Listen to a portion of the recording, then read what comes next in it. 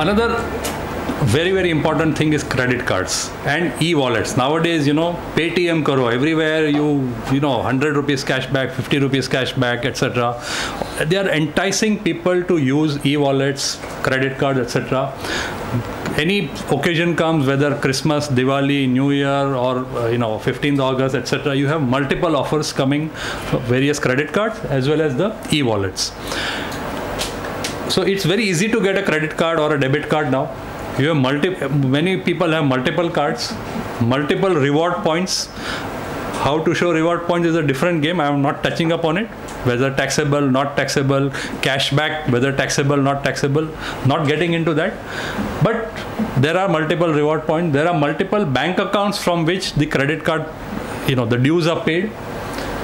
You use credit card to even pay for the e-commerce transactions. So as I referred to the AIR earlier, Annual Information Report, credit card companies also have to file AIRs with the government. The Income Tax Department has complete knowledge of every credit card issued in the country and how much is spent on it.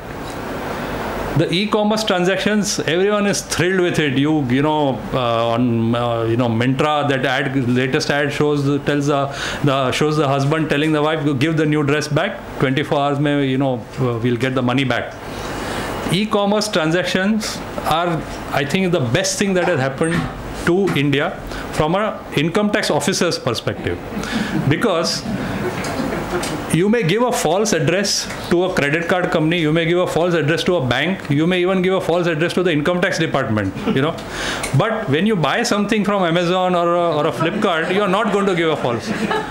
And this has been told to us by a very, very senior tax officer who is in charge of the data mining in the income tax department. They are watching. Big Brother is watching. Our next seminar should feature him. Yeah, absolutely. I would definitely suggest that, So he himself said that e-commerce is very good for us because no matter what happens, the address in that will never be wrong, Now, if I have bought, say, for example, a television worth 60,000 on Amazon or a Apple Macintosh, MacBook Pro from Amazon, because through Amazon, I made payment via my Paytm, got a 10,000 rupees cashback. I was happy. I got a cheaper price. I paid 60,000. I got a 9,999 cashback into my Paytm wallet. The laptop came at home, first class, everything smooth. The problem is that it leaves a trail right to your doorstep.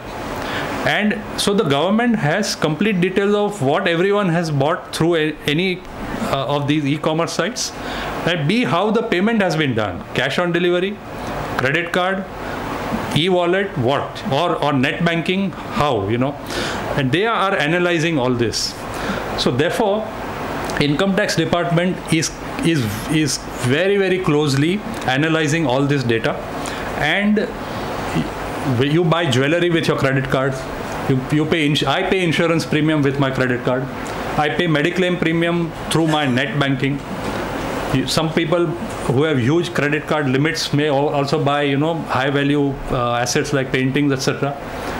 Telephone, mobile bills, a lot of us pay through credit cards, or e-wallets, and electricity bills I myself pay through credit cards. So a lot of us are using credit card for various purposes,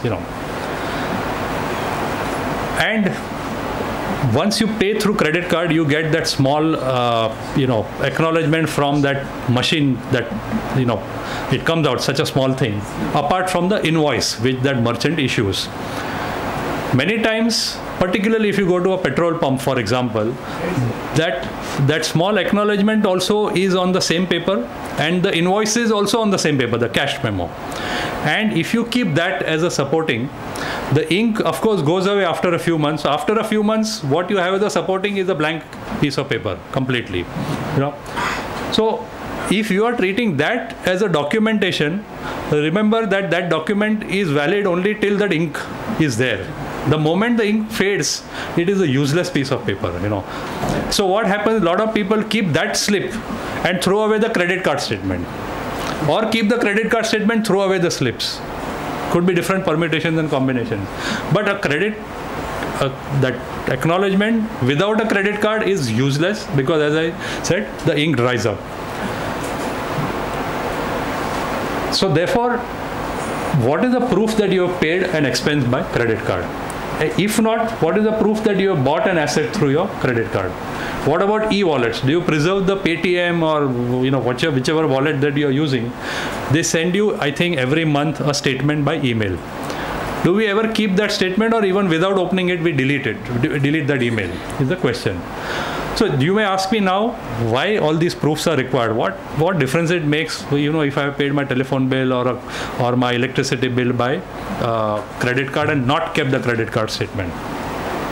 If you are in business, then you will obviously ask your CA what kind of expenses I can show in my business, And is there a rule that if I show an income of 100, I can show 40 rupees as expenses or 50 rupees as expenses? That is typical question that any businessman would ask.